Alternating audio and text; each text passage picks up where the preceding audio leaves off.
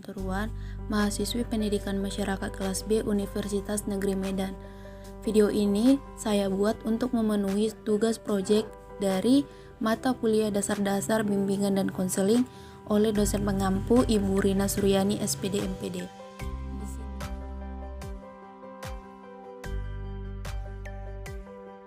Yang pertama, pengertian BK atau bimbingan konseling. Nah, teman-teman, di sini bimbingan konseling dapat kita artikan sebagai proses pemberian bantuan yang dilakukan melalui wawancara konseling oleh seorang ahli disebut sebagai konselor kepada individu yang sedang mengalami suatu masalah disebut sebagai konseli.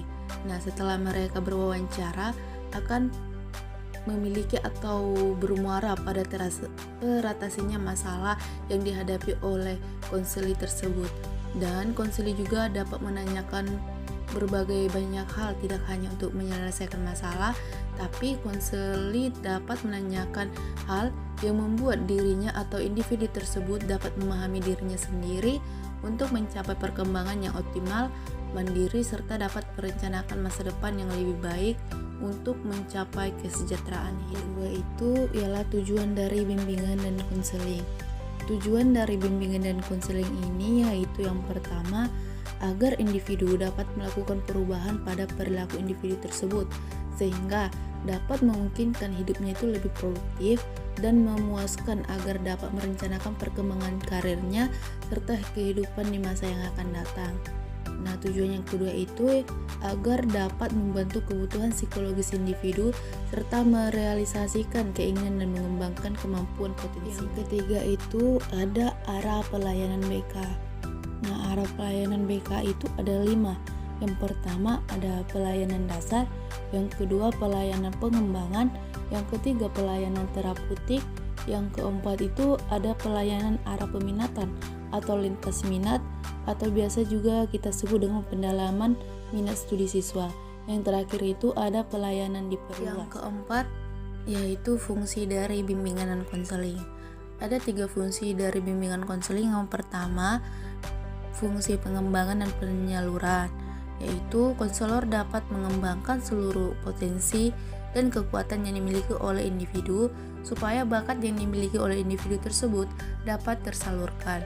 Yang kedua itu fungsi adaptasi, yang artinya konselor dapat membantu individu untuk mengadaptasikan program pendidikannya terhadap latar belakang, minat, kemampuan, dan kebutuhan individu dengan menggunakan informasi yang memadai.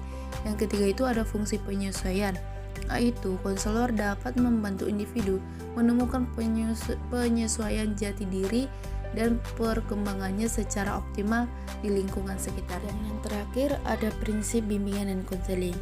Nah, bimbingan dan konseling ini memiliki prinsip bahwa bimbingan itu suatu proses yang membantu individu agar mereka dapat menyelesaikan masalah yang dihadapinya.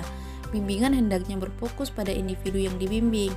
Bimbingan harus luas dengan identifikasi kebutuhan yang dirasakan oleh individu yang dibimbingnya.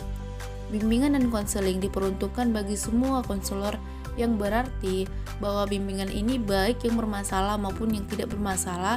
Dalam hal ini menggunakan pendekatan yang di dalam bimbingan lebih bersifat preventif dan pengembangan daripada penyembuhan. Bimbingan bukan hanya tugas atau tanggung jawab konselor, tetapi juga guru-guru dan kepala sekolah ataupun madrasah sesuai dengan tugas dan peran masing-masing. Demikian video yang mampu saya buat. Jika ada kesalahan, saya mohon maaf dan saya terima kritik dan sarannya. Sekali lagi saya ucapkan terima kasih.